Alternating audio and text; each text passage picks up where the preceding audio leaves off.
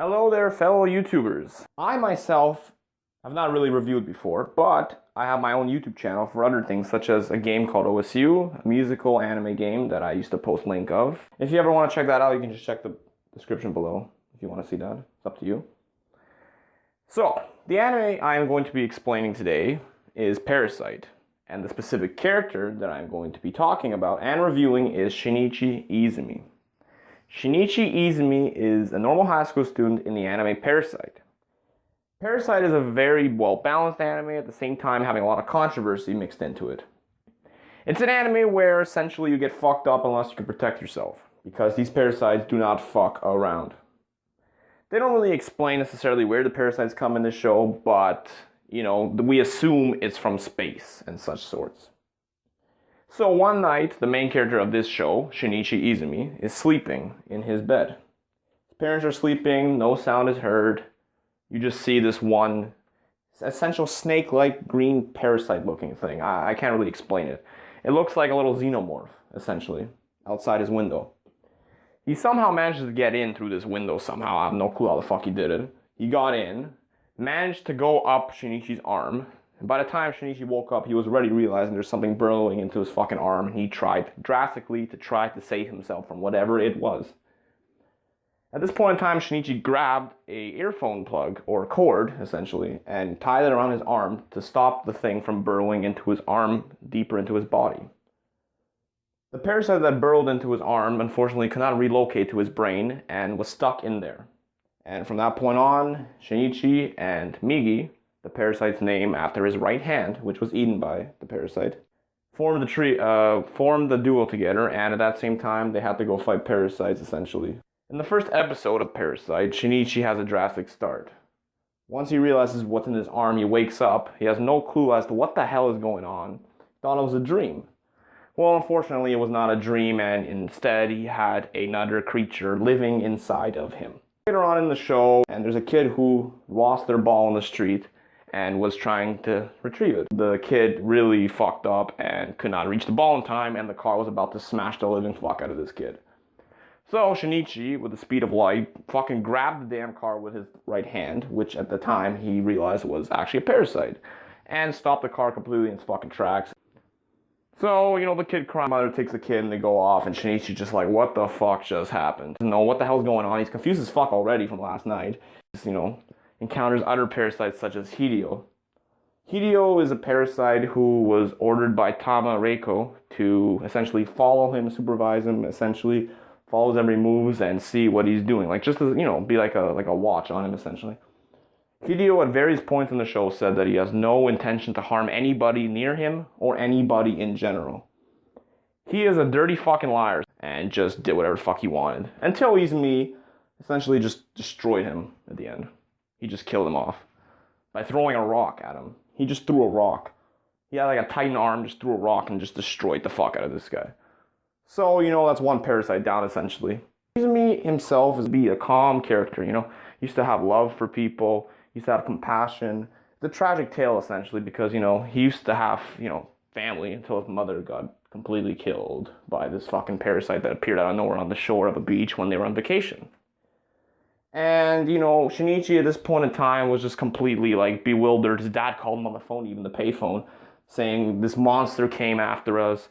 This unknown creature just came and, injured his mother. He didn't even know she was dead, probably.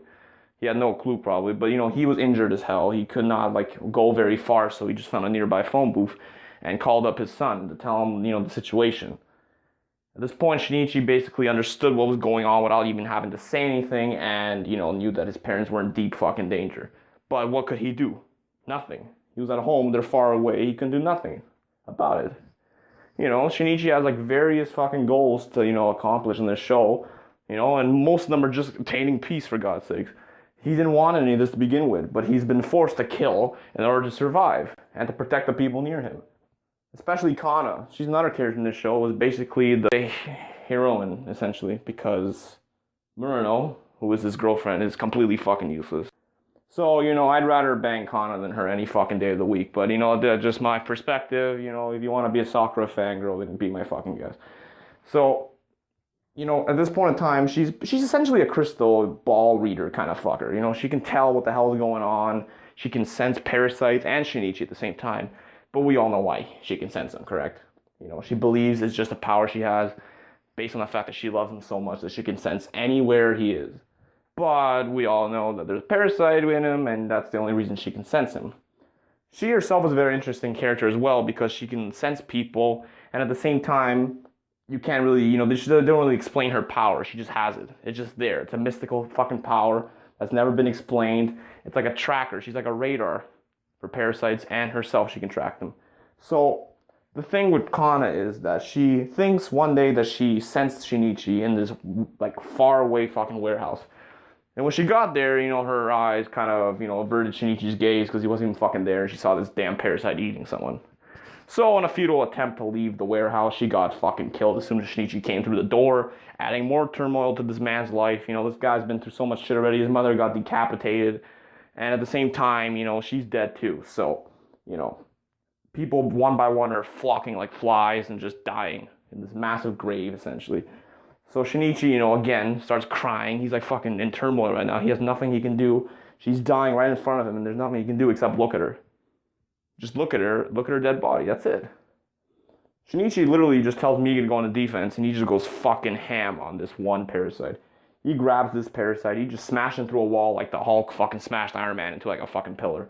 He just went off. He just went the fuck off. It's essentially like when Hinata tried to save Naruto in the Pain arc, and when Naruto couldn't do jack shit, and Hinata in a futile attempt as well tried to save him, but she got turned into a piece of scrap metal and fucking got horribly killed. So, in addition to the turmoil that was added to his life, there are several parasites, you know, he's at the face. He has all this shit happening all at once, you know. This man hasn't had a break for at least like 20 episodes, you know. And other parasites in the show, like Tamarieko, who was another interesting character herself. She's a parasite who at the same time has a very interesting backstory. She's fucking way smarter than any other parasite out there. She has the intelligence. She even taught at the school, for God's sakes, and she's a parasite. She has the looks. She can blend into human society like any parasite, but she has that as a bonus as well. She can do anything, essentially, that a human can, but better, because she's a parasite, correct? So, you know, one day, like, you know, like, Shinichi, you know, has to, like, go out into this, like, fucking woods area. So, you know, Shinichi goes into this, like, abandoned forest, essentially, because of this parasite named Goto. Goto, essentially, is the boss, the ringleader of the, you know, parasites. He has 5 parasites, 1 embedded into his left and right arm, 2 embedded into his left and right leg, and 1 embedded into his chest. So he has 5. He's OP as hell. That's all you gotta know. Shinichi and Migi essentially try to take him down, but horribly, I repeat, horribly failed to take him down. They completely fucked up, and Goto just essentially absorbed Migi, and he has no fucking arm, and he's running around the place like a dumb bitch. So he comes to this stream, essentially, Shinichi, and he's stuck there, looking at his paraplegic-ass arm, thinking, what the hell is going on here? Like, Migi, come back, I need you. You're the only way I'm alive up to this point in time, I need you now. And, you know, there's nothing he can do, as I mentioned before, a lot of times in this show, he has nothing he can do. You know, he's quite useless on his own, unless Miki's there to help him. It's like his, you know, trump card, essentially. The only parasites, actually, that Shinichi's killed himself, like him, was that Mr. A parasite that met in the building when he intruded the school. And that was the only one he didn't even kill it, essentially. He died off eventually, but, you know, I can give him the status of killing it, I guess. You know, eventually he killed it, but, you know, it was just out there. That's the only parasite he's actually killed. Migi's done everything for this man throughout the entire fucking show. And Murano has done nothing for him throughout the entire fucking show. So, if you compare it to Kana and you compare it to fucking Murano, who the fuck would you pick? You tell me. Obviously, you'd pick fucking, you know, Kana, for God's sake, because, you know, at least she's hotter. You know, bigger bust, bigger every fucking thing you could want. And she's actually completely smarter than her and doesn't judge Shinichi for who he is. And at the end of the show, she even understands, like, you know, like when she dies, essentially. She understands, for the end of the show, essentially. When she dies, she doesn't blame him. She just, like, you know, tried essentially to thank him. She had her last breath, she couldn't do shit. But Murano, throughout the entire show, she just bitches. She's just a fucking whore. She just wants him. to fucking do everything for her. She can't do nothing herself. It's like a bitch that wants a handout. Like, you can't do nothing about that. So, at Shinichi at the end of the show, Goto, is overwhelming this kid. And at the end of the show, Shinichi essentially has some bullshit. I don't like this part of the show, essentially. So, you have this bullshit part of him where Migi essentially regenerated his arm. And Migi just popped out like a fucking, like, hi, I'm here. Like, I'm Migi, I'm back. Like, out of fucking nowhere. I wasn't totally absorbed by Goto. I was just here. I've been waiting inside of you all this time. Like, I've been here. So, Shinichi at this point is like, okay, well, I got my little power up here. Let's do something. So, at this point in time, Migi just fucks up Goto into this pile of human flesh, essentially. It looks like human flesh, but we all know it's just like this mound of alien shit. Like, it's not even human flesh. It's just this mound of alien garbage. And at the end, Kudo has the chance to fucking, choose what he wants to do. Does he want to let him live? Does he want to let him die? It's up to him. But after an interlude, he let him die. You can't let Goto live, man. You cannot. It's like letting fucking Hulk go into a fucking supermarket and trying to fucking control him. It's not possible. You can't control Goto. There's nothing you can do to stop this man unless you kill him. So, overall, I give the show like an 8 or 9. It's probably one of my favorite shows. And Shinichi's characters are all well-rounded. He's a caring character, but, throughout the show, he's been given chances, to, like, do what he could do, but, like, he's had to, like, own up to the plate. He's had to have vicious attitudes towards a lot of things.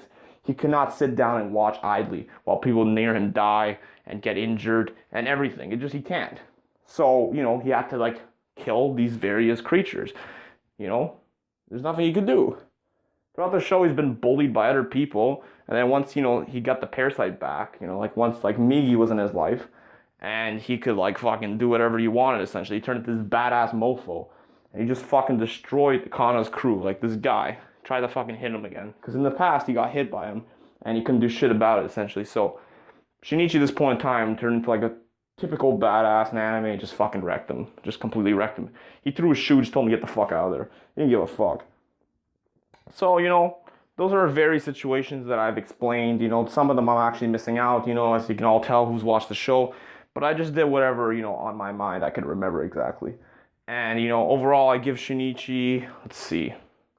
As a character himself, not the anime, like the 8 or 9, whatever I rated. Him as a character, I'll give him a 7. I'm not going to give him an 8 or 9 because he himself has his own issues. He's had to own up to the plate, and that's why I give him a 7. But there's a lot of things in the show he could have done as well. He could have done a lot more things. He could have saved some more people if he just thought quicker, but he didn't. And I can't completely, like, wholeheartedly blame him because at the time, he can really think straight. There's nothing he could have really done. So overall, that's what I think about him. And thank you for watching this review and stay tuned for part 3.